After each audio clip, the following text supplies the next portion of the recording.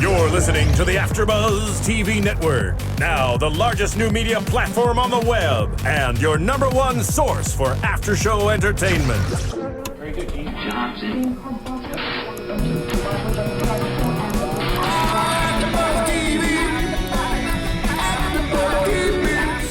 The AfterBuzz Studios in Los Angeles, California. Presented by Maria Menounos and streaming live thanks to Akamai Technologies. This is AfterBuzz TV's Game of Thrones After Show. We'll break down tonight's episode and get you all the latest news and gossip. And now, another post-game wrap-up show for your favorite TV show. It's AfterBuzz TV's Game of Thrones After Show. It's back. I'm too excited to be excited because I'm so excited about it. So Game of Thrones is finally back, 2 swords. This season is going to be amazing for anyone who knows the books. You know you're going to be excited about what's happening. But for those who don't, that's okay too. Joining me tonight, the lovely Sara Stretton. So I too, the only word to describe it is excited. Like, I'm gonna try and get my words out this episode, but like, bear with me, guys, because I think just when you get so happy, that, like, I feel like I'm home. I feel like this is really the start of the year. Sara couldn't even handle her excitement as we were starting to watch. And then also, the lovely Kristen Snyder. Hello. Happy to be back.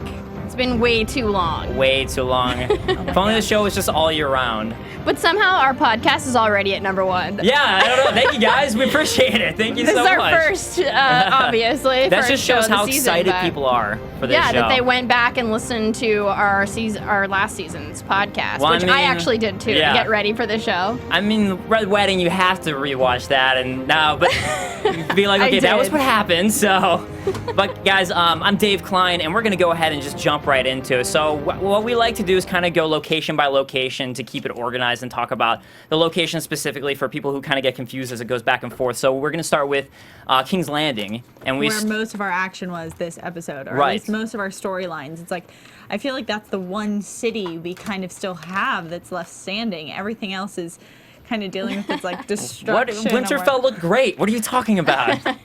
It's still in smoke. I mean, I think you can get just so much hints, obviously, just from the intro that they continuously are redoing and changing, and like the little changes you can spot there kind of prepare you for the season. So we got new focus from the beginning, but so much in King's Landing, and also so many families in King's Landing. I feel like in past seasons, there's normally like one dominating family or like maybe 2. Mm-hmm. And now I just feel like that's where everything is. And that's because that's where the power is shifting. Yeah, well, it's the stronghold now. Mm-hmm. I miss Rob.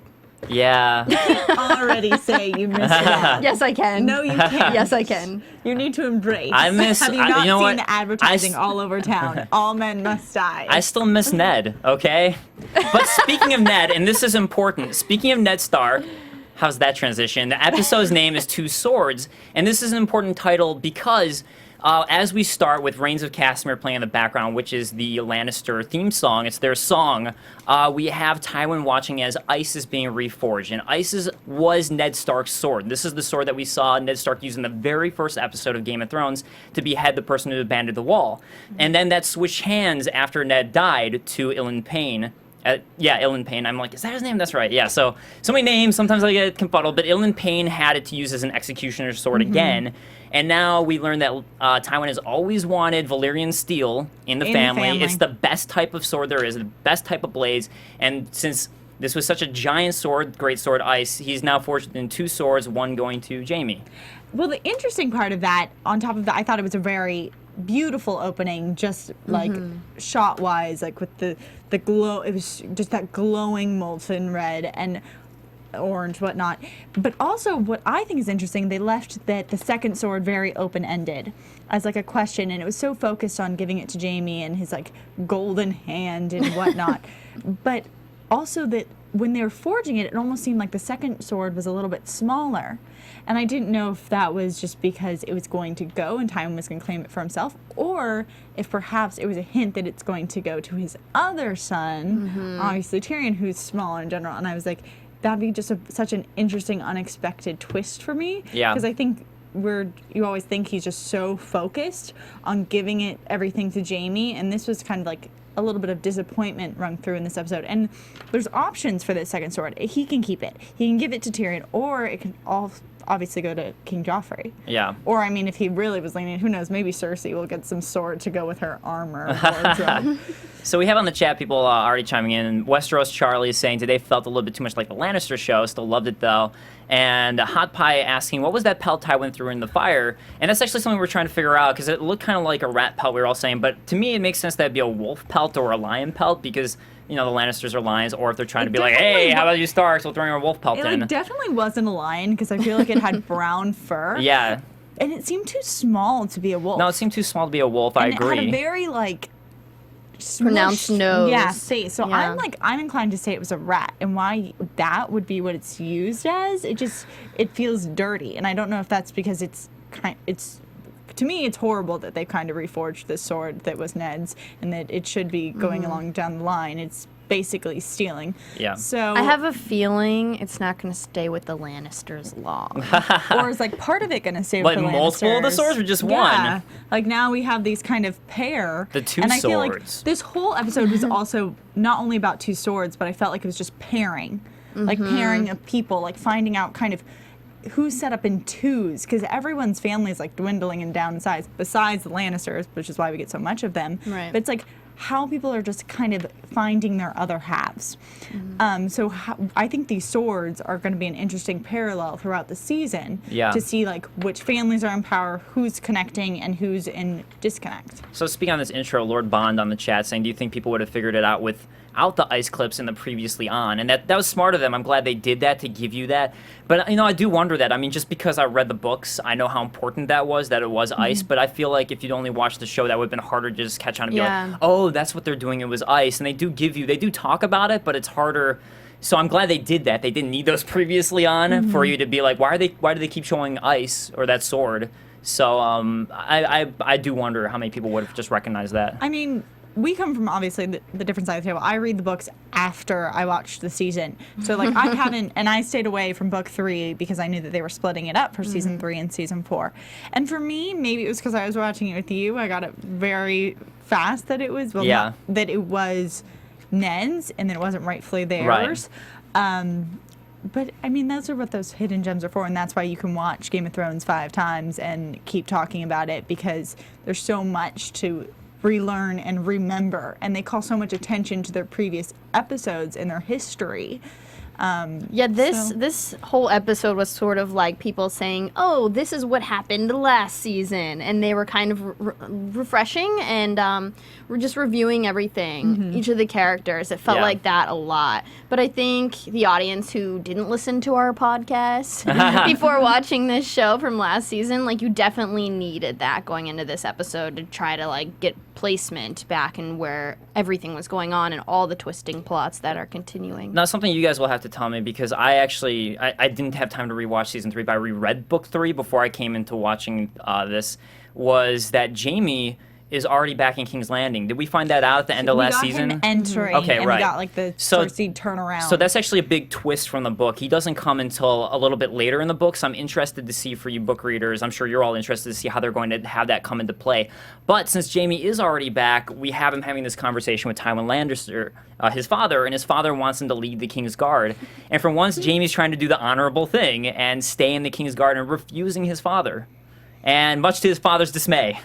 Would you really label that as honorable? Because for me, at first it struck that way, but then in his conversation with Cersei, which I also have so much to say about, but he was like, well, I can be closer to you. And I was like, we got at the end of his conversation with his father, like, what does he want? And that I feel like is kind of a miss right now. And I think that's kind of a good thing.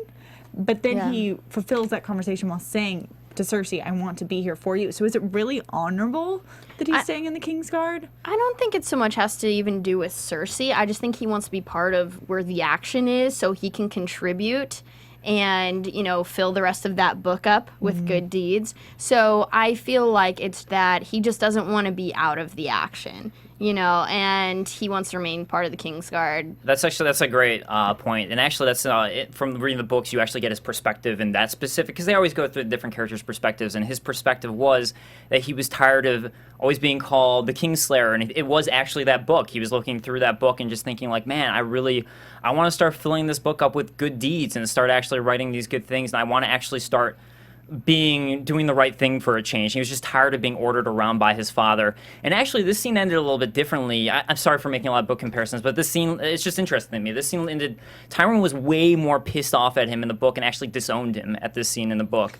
Well, he did say he was disowned. Okay. It just wasn't as angry, I suppose. It wasn't like a huge blow up, and I think that fits the character that they've portrayed as Tywin in the show, where overall he remains this sense of calm and like dissecting capabilities in his arguments versus it's never like that abrupt flare up of like fire.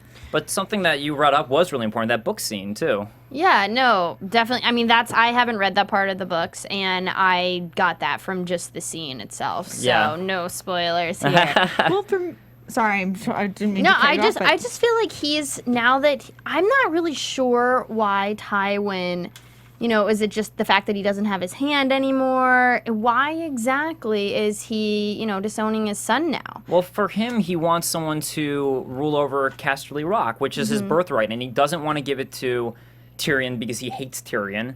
So he absolutely basically despises Tyrion. So to him, Jaime's his firstborn son. He never wanted Jaime to join the Kingsguard. So to him, it's like, this is the perfect excuse. Jaime doesn't have a hand anymore. Let's get him out of the Kingsguard, which I never wanted him in the first place. And now I can have him be my rightful heir and start having so the Lannisters still rule over Casterly Rock.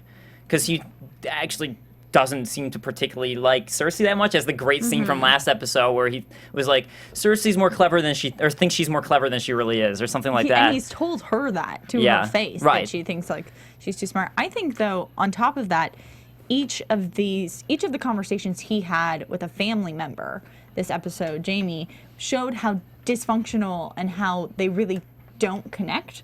Sometimes, like him and his father being on separate page about Casterly Rock, him and Cersei being on separate page about what he wants, and just like her kind of pushing his golden hand and being like, oh, this is a solution for everything, and him being like, this is ridiculous. And then also with his son, he just is being cast aside by, like all of that's falling apart, but then you get to see his relationship with Bran, and that's where his real connection lies. And I think they're showing the audience that everyone else who's been supportive in his life is not right for him, and the true person who understands him is turning out to be Bran. Well, he's a changed man after going on a journey like that and everything he went through and kind of seeing the other side. Of course, that's going to change you and change your whole belief system and your outlook. Yeah, absolutely.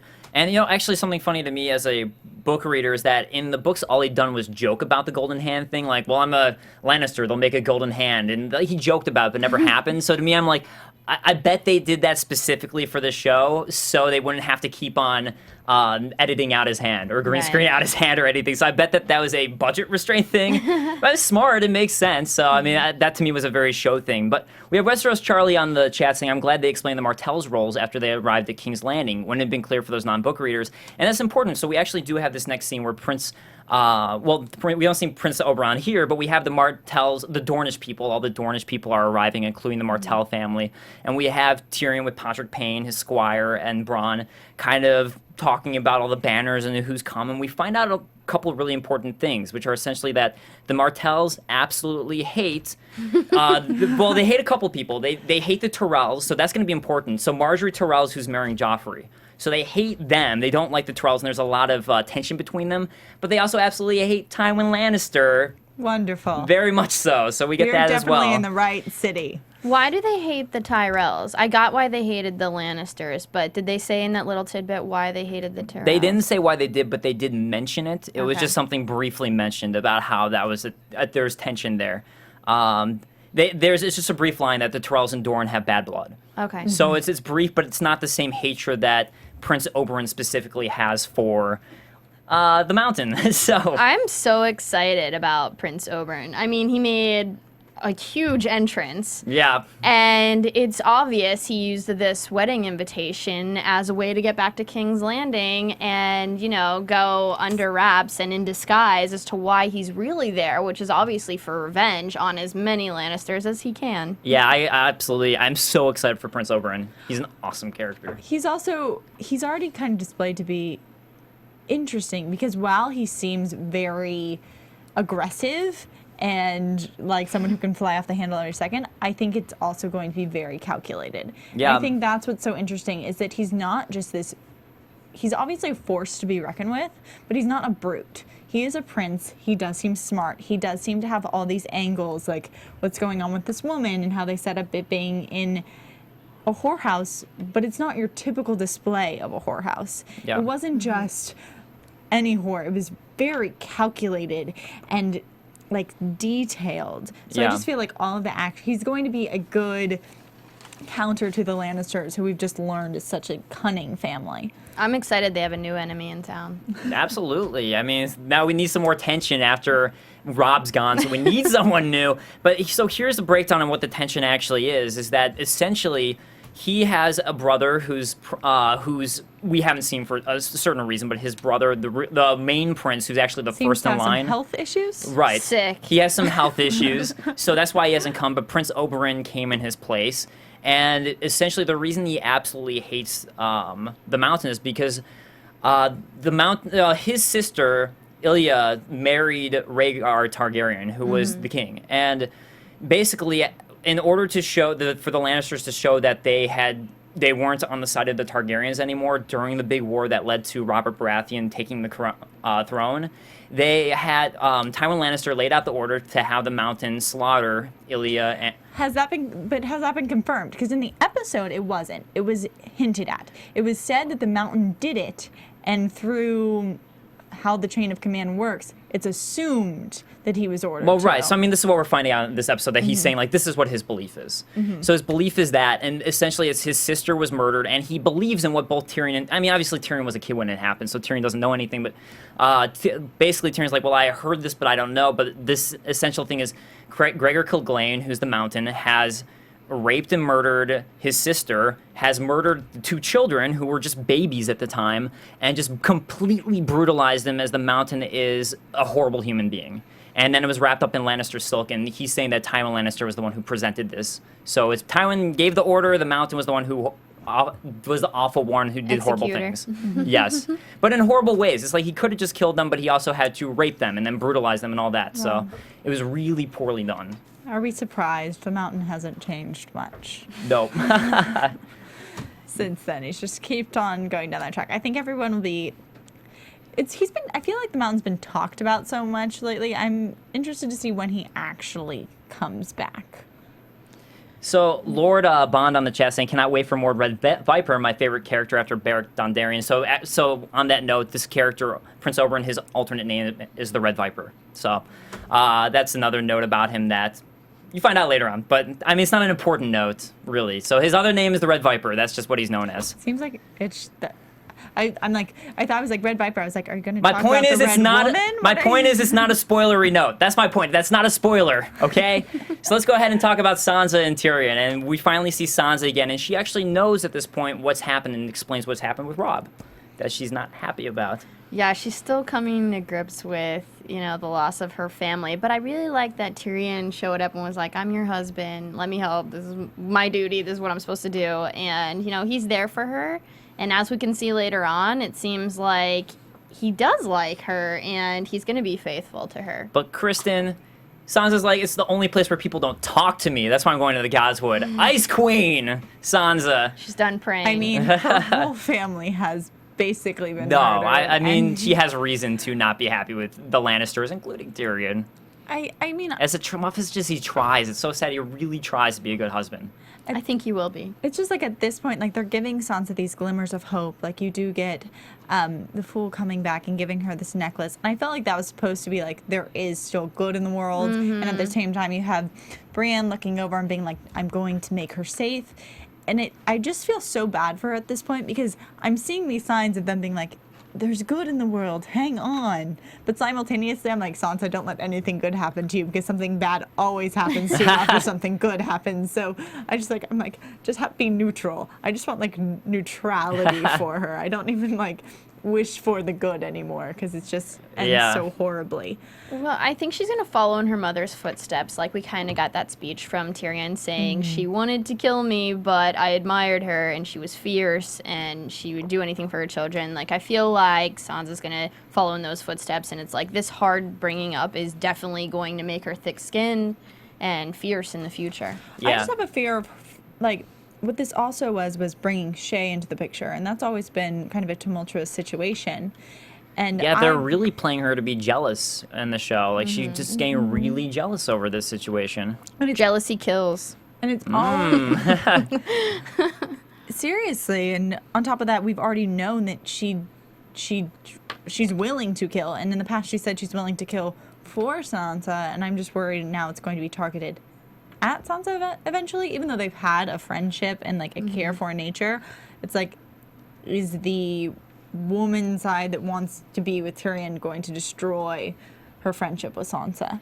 So Westeros Charlie on the chat saying, Shay sure is getting jealous though. Sansa, Tyrion, and Shay sure have a weird dynamic. So that is, I mean, Shay is the one that Tyrion has set up to take care of Sansa so she could be there, but then, And she seemed to really care. Yeah, she did. She did, and now it's like, that's why I was interested that she used like kind of the sexuality aspect instead of her normal biting wit at Tyrion, where she like kind of just pushes him down. Pulling and desperate measures. Yeah, she's changing her whole routine, and I mean, I feel bad for her too. They're in a very sticky situation, all thanks to lovely father. It looks like she's in a very dangerous situation now that maid saw her. I don't know. I feel like she's not going to last much longer, and maybe that's why she had so much screen time this episode. And after the whole thing where we already talked about Jaime getting the golden hand and all that, and Cersei talking with us, we get the maid actually coming in. We don't get to hear it, but it's implied that the maid is going to be telling them what happened. And for those of you who didn't recognize the maid, this was the same maid that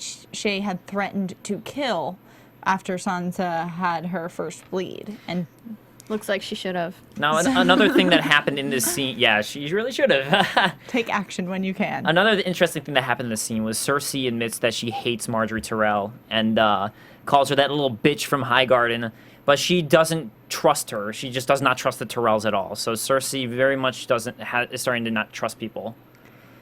Cersei, I've always admired her because I think that she just keeps the show moving and she has such a power to her. But in this episode, with her relationship with Marjorie, I just feel like she is so prissy and stuck up and like a little girl who wants to play with her toys and no one else can have any fun. Like, I don't know if it's like jealousy or just not wanting to share any of the power with anyone ever, but it's getting to the point that it's getting a little frustrating, and I want her to either take action herself or like do something about it, because at this point she just keeps whining and trying to backstab her, and it's been going on for a full season. Like, she just needs to... Well, what's a girl to do in Westeros? I think Cersei... Learn from Arya Stark. Learn from like, things can happen. Take some water dancing lessons. I think Cersei is mainly frustrated because she's not in power and she doesn't have any control. So I think that's why, she's turning at everyone and being frustrated. Yeah, absolutely. Absolutely. I mean, she's even turning on Jaime in this episode and being like, you're not good enough. At this point, I feel like she's maybe just so disappointed in herself that no one can be good enough. And so I just want her to step up and do something. Yeah, and that is a big turn, though, because we have that Jaime, all he wants is to have sex with her, but he just wants to be with her again. That was his entire drive that we saw before, was I need to get back to King's Landing so I can be with my sister. I just miss my sister. I want to be with her. And she's not having any of it. I think this is a good turn for his character, though. I think it's right that they're not going to sleep together. I'm glad that kind of relationship isn't going to continue because I see Jaime being someone who I'm going to grow to like a lot this season and who's going to be the one doing the good deeds and hopefully partnering with his brother Tyrion now that he's disfigured as well. So I'm glad that they're not going to be sleeping together anymore. I'm glad the line was drawn because that was the one thing that was kind of holding him back. Yeah. I think that I agree with you that there's potential for him to like continue growing. It's going to be annoying though, because we see it. We see it as the audience that he can change, and we understand that it's being set up for him to have a good life.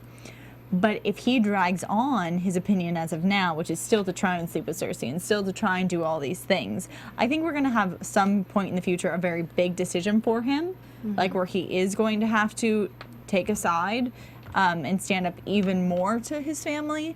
And how long that drags on will like determine my level of affection for him. I suppose we'll find out, because I mean, I actually don't know myself, because they're definitely structuring the season to be actually a little quicker than the books, which is exciting, I think. But we have this scene. I love this scene where the Queen of Thorns is back, Lady Olenna, talking with Marjorie. I just like that we actually see now Marjorie, as much as she was acting coy and playful with Joffrey, she's making fun of him openly with her mother, talking about the necklace of dead birds. Grandmother. Or her grandmother, thank you. Yeah, her grandmother. And I just think that was great, that she actually, we find out that Marjorie really doesn't like Joffrey that much.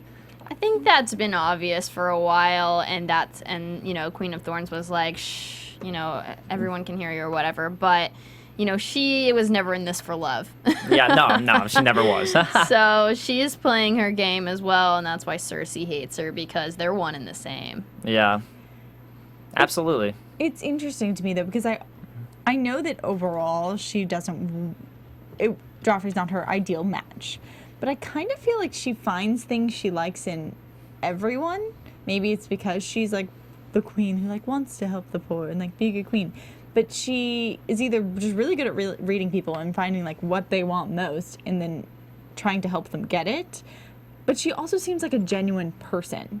So it's a little strange because I can never really tell how manipulative she is. And like, I think the heart of that is because I think she wants to be queen for a good reason. Yeah. I don't know if I agree with that, because like, did we see real moments with her? Like, I know that she like fed the poor and all that stuff, but like, did we see a genuine moment of character with her? No, I feel like, and I agree with you, Kristen. I think everything we've seen is her trying to basically win over people. She's just trying to win over people. She's trying to win over Joffrey. She's always just trying to put on this appearance of being this great queenly girl who everybody should love and all that. We really don't know much about her actual character, I feel like, at this point. It's just someone who's good at pleasing people. I guess it's because like the only people that she seems to actually care about are her grandmother, her brother, and in my opinion sometimes Sansa. And like when she's with Sansa, she's like so friendly and flirty and girly, and like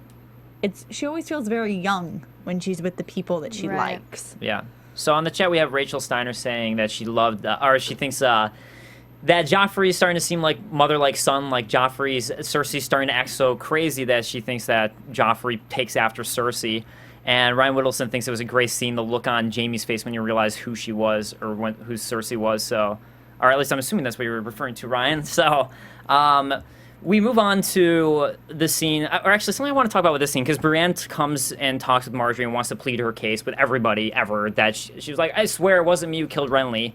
That's my only notes on that scene, but the Joffrey statue in that scene was hilarious to me. You get this statue of him looking so tough and proud and like with his crossbow that he loves over like dead game, and I just thought that was hilarious. It made me like laugh. A dire wolf that he was. Oh, was it a dire wolf? I mean, I don't know. It looked like it to me that he was standing on, but it could be just any game. I thought it was a good reflective pose of then him in the swords room. Yeah. And like it was very similar in stature, and I was like, well, at least Nice I got transition. the statue, right? As for the Brienne of Tarth and their meeting, I was so glad they put this in there, because for a second I kind of forgot about their past. Yeah. Like, they've been so removed from each other for so long. I was glad that they kind of reconnected those dots and reminded us that, wait, they had a camp together. They, you know, in a way loved the same person-ish. So, like, I was glad that they brought that back to refresh, to show that there's a history there. Yeah. And no, like absolutely. Actually, like myself, I was like, "Oh, that's right. That's Yes. right." Yeah. Marjorie would have like been so intertwined with that. Exactly. And if they had just put that like in the hall or like with tons of people, I think it could have very easily been overlooked that all of that had occurred between them. So I was glad that they brought back that scene. Yeah.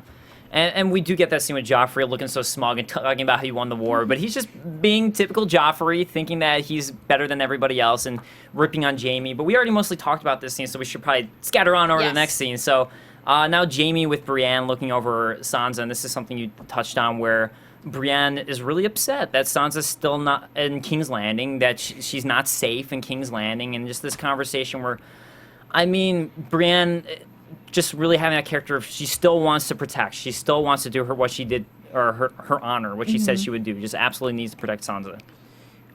Who, like she said though, like where would they take Sansa? Where would they return Sansa to? And it's like Arya made the same point. She was just like, they both have nowhere to go. They have an aunt in the Vale. Lysa. Because people really Lysa want to go Arryn. stay with Lysa Arryn in the Vale. Look, just because she's insane doesn't mean anything. That's the one from season 1 who had the moon door with the baby that she was, or the kid, not even a baby, like a 12-year-old kid who was still sucking on her nipple. Yeah. Yeah, she's just a little crazy, so what? Yeah, they'd all be really happy there in their sky cells.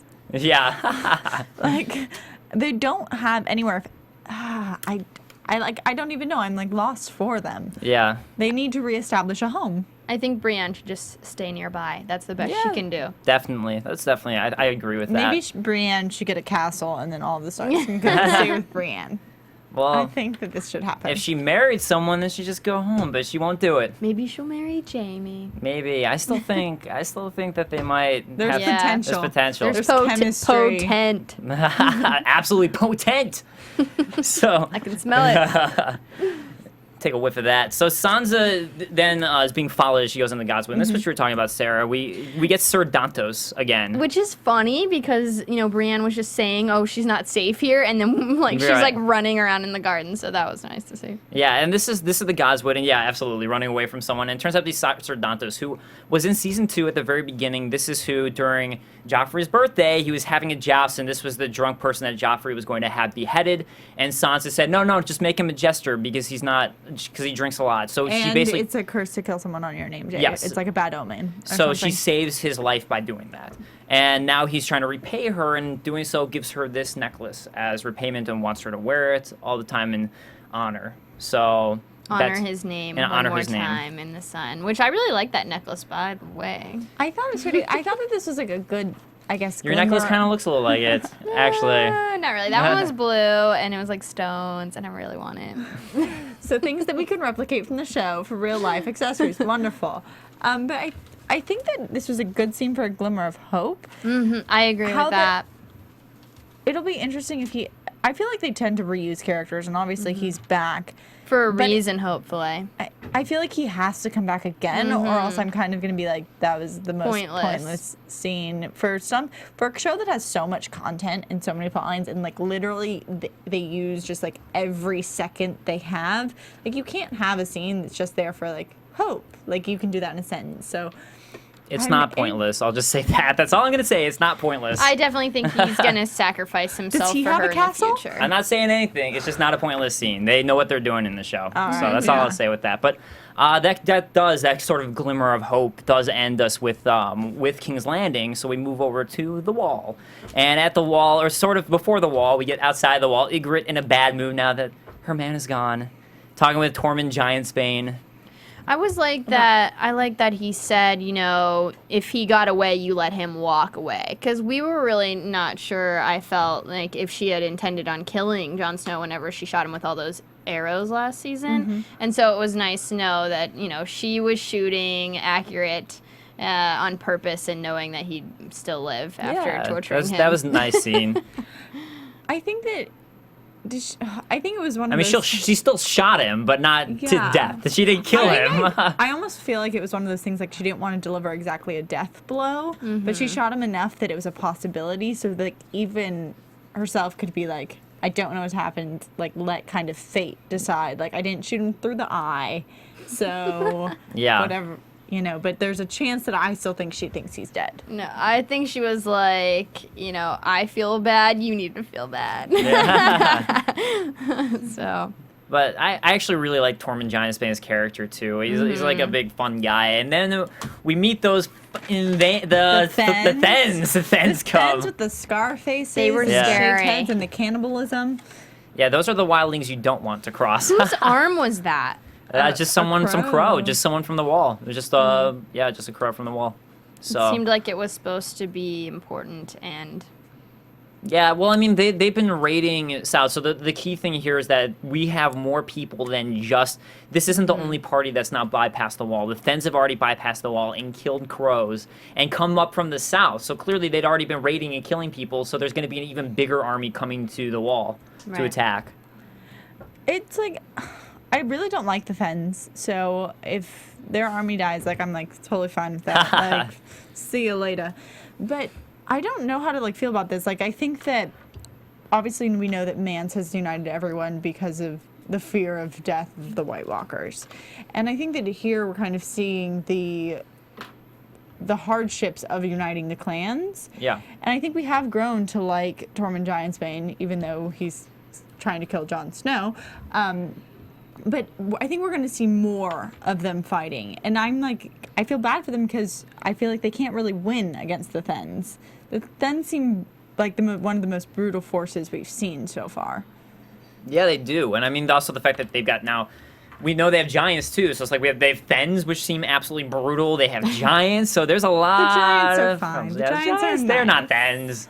I'm fine. excited to see like the different sectors of these groups because it seems like they all have their own theme going on. We could just have a party and everyone come as a different like Yeah. Mance Raider.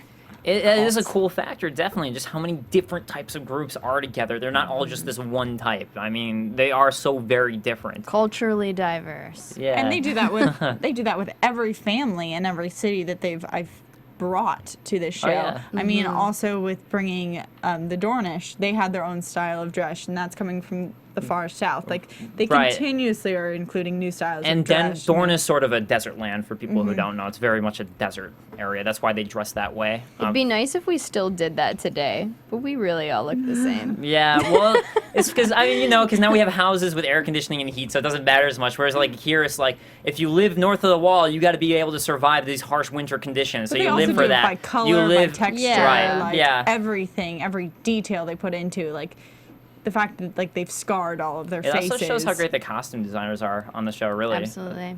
But we have after this, we find out we're back at the wall itself, and Jon and Sam are both at the wall here. They've both made it return, and Jon is under trial under Janis Slynt.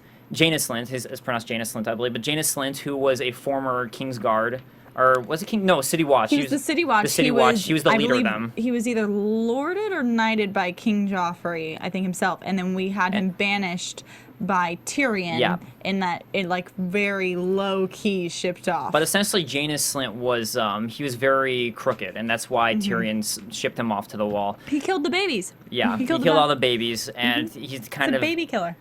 bad dude. And then Sir Alistair Thorne, who had been the one to train Jon in arms at the beginning and hated him. So two people who hate him are kind of in charge here. And we have the one voice of reason, which is Maester Aemon. And Maester Aemon finally like pitching in, and Jon tells them everything. And Janis Slynt and Sir Alistair Thorne don't care. They want to see Jon gone and hung, but Maester Aemon prevails for today. So Jon can help out as Jon tells them that this giant army is approaching. We should really focus on that, guys. As opposed to hanging me, let's focus on the fact that maybe we need men to fight this giant army. It was nice to hear that it's okay if he like lays with a woman. Yeah. That they all sort of have broken the code in that regard. So, But not with the enemy. You never sleep with the enemy, Kristen.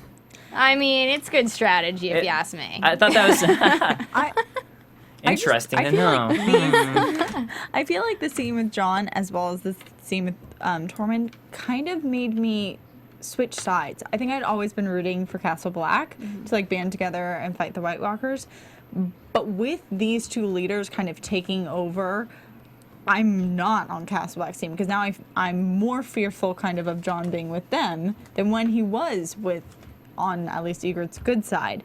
And like I want them to defeat the White Walkers overall. And if they're under these two guys' corrupt leadership, they're not going to be able to do it. Yeah. And so I want Jon to be aligned with the force that's going to let him live and who is going to be at least true to their word and good people. Right now the Night's Watch is not being ruled by good people. Well, I mean, I think it's just you see how gray everything is, and I think that's what's so fantastic about this show, and even with what Maester Aemon said about how Jon broke his vows, but, everyone's broken their vows, like, even though everyone makes these vows. And then the fact that, like, okay, well, you have the wildlings, and there's the good wildlings that we like Ygritte and Tormund Giantsbane, but then there's the Thens, who seem not so great.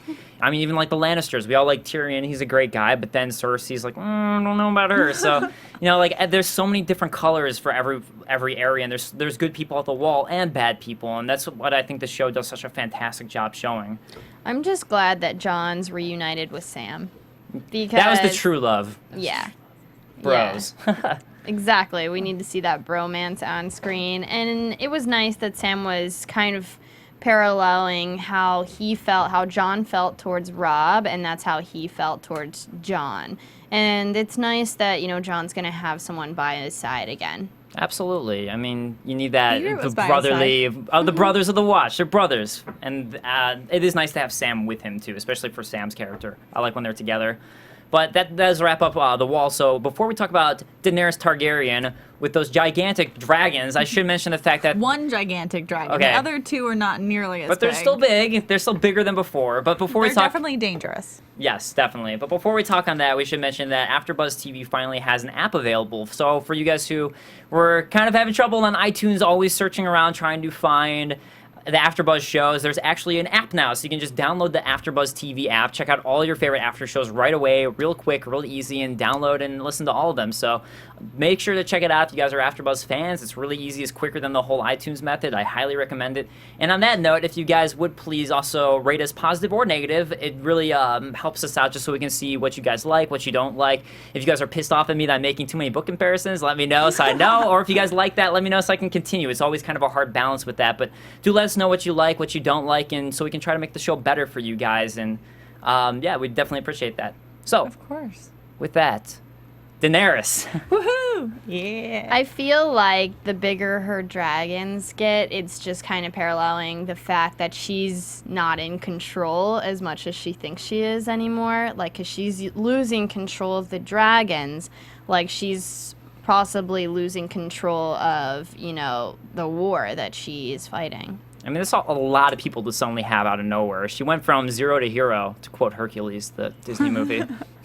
Great song. Absolutely. I mean, it's interesting because I want to look at the positive thing and think that, oh, the dragons are like her children. And everyone knows that children go through the, like, terrible twos and their bratty phase, but they really love you and they're still going to be your kids. Or are and they fight acting for like you. teenagers right now and rebelling? Something, but like... And they kill your friends. And like they're gonna come back. They're not gonna do any real harm. They're just gonna like push the limits. But- of snapping I don't back know. at But their Jorah, mother. the dragon master, who's 'Cause never he seen a live knows- dragon in his Thank you. life, says Jorah Thank you. informs Daenerys they cannot ever be tamed. You can't not tame a dragon.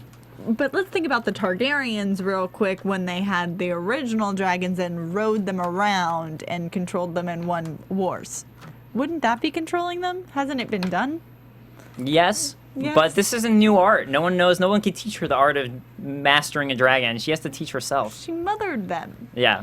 It I can be don't know. done. It's I not feel an like they're impossibility. getting out of control, and I honestly feel like they might kill someone that she loves. Yeah, we'll see. Loves. Yes. Like, Meaning I don't know. Someone really close to her and important. I feel like the dragons might accidentally the kill new them. Dario. the new Dario. Yeah, that's an What important the note. heck? So they switched the actors for Dario, and I'm kind of curious as to why, if there's a scheduling conflict or what it was. No, I think I know what it is. I think that the dragons actually just burn his hair.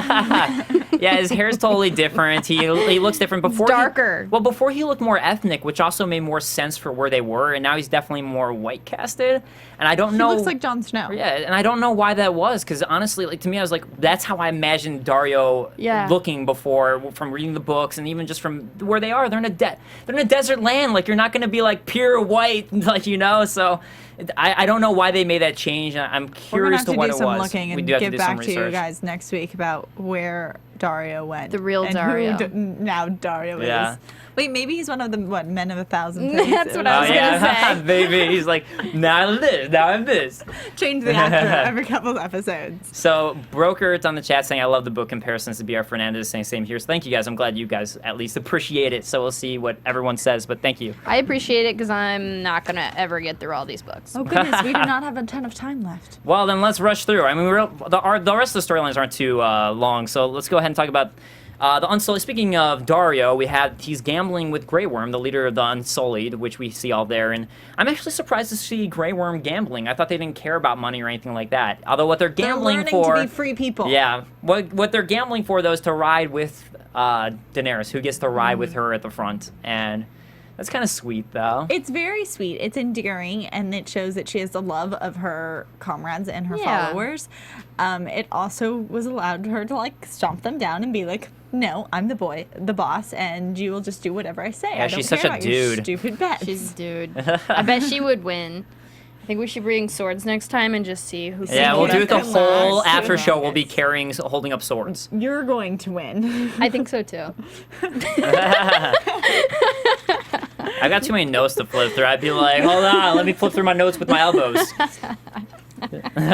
No, But that's where we meet the new Dario, and then Dario coming as Daenerys is discussing Meereen with Missandei. Dario Naharis comes to try to win over Daenerys with the Flower Oh Act. my gosh, I really didn't like flowers. I also, for all intents and purposes, did not like the color choice of a blue rose, a red poisonous something beautiful flower, and like a little white weedish flower. I was like, I don't know what this is supposed to be symbolizing. That she's all of those. But I was a little annoyed at that moment. I was think like, it is good strategy though, knowing that this is poison and how they can use it in the war. Maybe I just don't like him. I think you missed the old Dario. That could be it. It could be like I feel lost. So speaking of Dario, Westeros Charlie on the chat saying I'm a little muffed they changed the actor for Dario Naharis. Had to explain who he was to my friends, and yeah, it's kind of weird they did choose that. But yeah, after that scene we get a pretty notable scene here where they walk up and see a dead child. I do want to explain this for you guys who only watched the show, what this was specifically and what it represented, because I don't think they did a great job explaining it. That dead child was pointing the way to Meereen, which is where they're heading to. And it's actually a slave. This child was a slave, and the whole point is since Daenerys sacked and freed all the slaves where she was before, Meereen's also a slave city, and they're kind of pointing out like, well, you're not going to have our slaves, and just to spite you, this is what we're doing. We're going to hang dead children and point like, oh yeah, well this is our city, and we're going to be prepared for you. So that's what that represented. It's definitely a warning. I got that it was like a warning, and they're not unprepared for her, and they're going to stand up and they're going to pose a fight. And they're doing it at the cost of innocence. And this is, I think, just adding fuel to Daenerys' fire. But it all... No pun intended. Yeah, Westeros so Charlie miffed is what you meant. I'm just so funny. No, but so it was 163 Yeah, 163. markers and One every mile. 100 Yeah. miles. So I'm sure that this number is going to either come up again or we're going to see some reference to Daenerys' attack back. So let's go ahead and move over to Arya. And Arya's riding with the Hound still, and Arya's still super pissed off at the Hound over everything, but now she has nowhere to go, as you talked about before, Sarah. And the Hound explains, like, well, we can go to the Vale, which is where her aunt is, who's Lysa Arryn, who, yeah. We'll just shake our heads and look away. But they end up at this inn, this pub, where they meet Polliver, and Polliver was the one who killed Lamy Greenhands at Harrenhal, and one of the people that Arya doesn't like, and they have needles, so giant battle erupting over this as After a little bit of talk about some ponies. Let's not after forget. talk about ponies, after talk about F the King! Chickens, great. horses, and a needle. They make the Wonderful. Hound really likable in this scene, I gotta say. I love the Hound in this scene. He was great. I liked that they gave him so many times to react, and he just still kept drinking. Like, every, I guess, point that you think could anger him, whether it was the fact that they were supposing he was sleeping with Arya, or about his brother killing people, or about the king. They literally had to hit every single one of his buttons Yep. to get him to react, and it wasn't even a crazy reaction. It was very controlled, and I loved how they stood up together at the beginning of the fight scene, how you get Arya and the Hound both simultaneously standing up. He still does this wicked fight scene, and then in the end they come together and we see Arya's shift. But I thought it was a great setup followed by great action. Like, it was probably my favorite. Yeah. Lots Planning. of suspense and tension. I love Arya so much. And Westeros Charlie saying Arya's payback for Lamy was awesome. So perfect, and I hope it hinted things to come. But yeah, we see her really flipping that switch here and making... I mean, we've seen her kill before, but now once again just really brutally, as she gets Needle back, really brutally finishing off Polliver. As the Hound did most of the work, but she does help him out in the end. It is scary, though, that switch we get, because they do a lot of reaction shots to her, seeing what's going on. It's like she's kind of like taken back and almost scared. Yeah. And then she does this switch where she sees a blade and she takes action, but it's like a completely and she looks different girl. Yeah, she looks so deadly. Like, you look in her eyes, and it just looks like she doesn't care that And then this there is. was like a hint of a smile. Yeah, like, this is great. I'm glad I'm doing this. But that's one of the names that she's been saying every night as she goes to sleep. So as was the Hound. But that's also a good note for this point, is that she also still hates the Hound, but decides in this moment to still stay with him, not do anything to him, and fight just, with him. Right, fight with him. And I mean, it's a good parallel to the opening. We get the two swords in the Lannister's hands, and then we end with the two swords, her regaining Needle and becoming the second sword to the Hound. Okay, so we have on the chat Rachel Snyder saying there's a rumor it's because the actor landed a new role who played Dario before, and he's been cast as a lead character in the new Transporter film. Which, I mean, I guess a lead is a big role, but Game of Thrones, come on, it's bigger. On, man. Game Way of bigger Thrones. to be. This is about What the, are you the doing? love. Yeah. Game of Thrones. Transporters. Like, you work around What? Game of Thrones. What is that? And Lord Bond saying on Arya's note, Arya's becoming a cold-blooded killer. She kind of is, but I still love her. She's Yeah, amazing. I love a villain's backstory. Let's see it. What But- we haven't gotten from her, and what was mentioned in this rising partnership between her and the Hound, is what he said at the very beginning was that he has a code. And we kind of haven't gotten Arya's code yet. And I think that's, like, we don't know where her line is drawn about, like, who she will kill and what she will do. And I think that we're going to discover that with their paths together. Yeah, well, I mean, I think she's still figuring it out, you know? She's still young, and, I mean, this is something, I guess, like, you can, from reading the books you can draw on, but the thing is, like, she still kind of views the world as very black and white.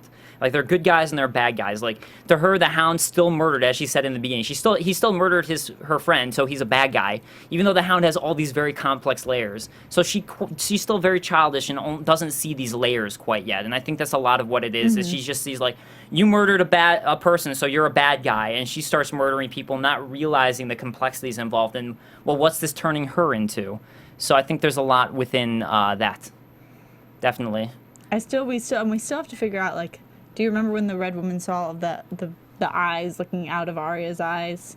Does anyone remember that? And one was blue, and one was green, and one was, I think, brown. We haven't confirmed those kills yet. Well, Yeah, I'm sure it will come back. I'm excited to revisit I'm sure that. it will come back. Well, are we gonna roll into predictions? We should roll into predictions. We Real shall. quick. So let's go ahead and talk about predictions real quick. And now, your AfterBuzz TV. I think that Shay is in danger. I think that there's going to be a lot of murder this season, and I think next week Shay might die.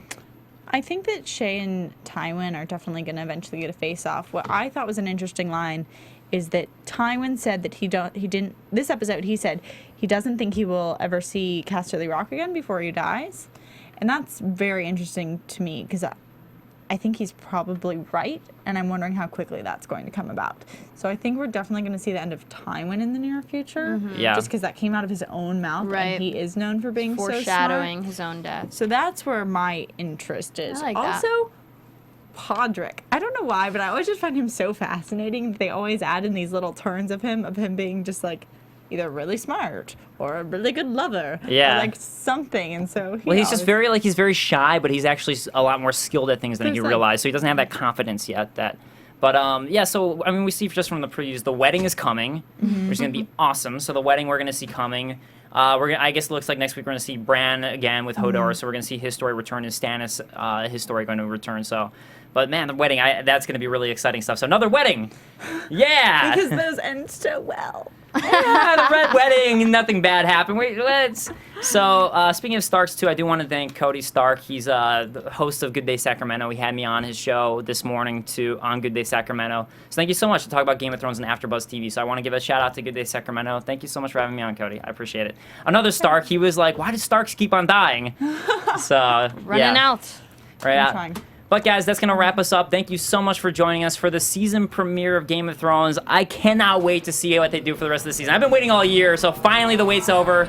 Once again, guys, I'm Dave Klein. You can find me on Twitter at @TheDaveKlein. That's Klein.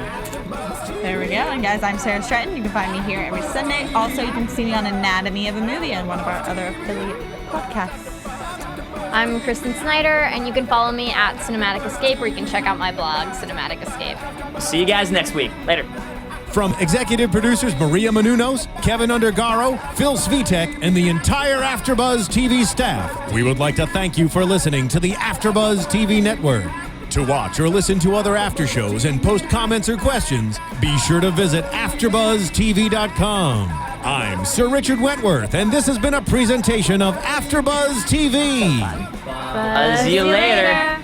The views expressed herein are those of the hosts only and do not necessarily reflect the views of AfterBuzz TV or its owners or principals.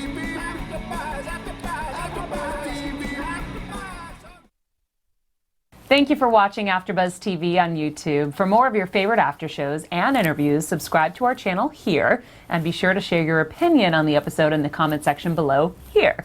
We'd love to see what you guys are buzzing about. Thanks again. Buzz you later.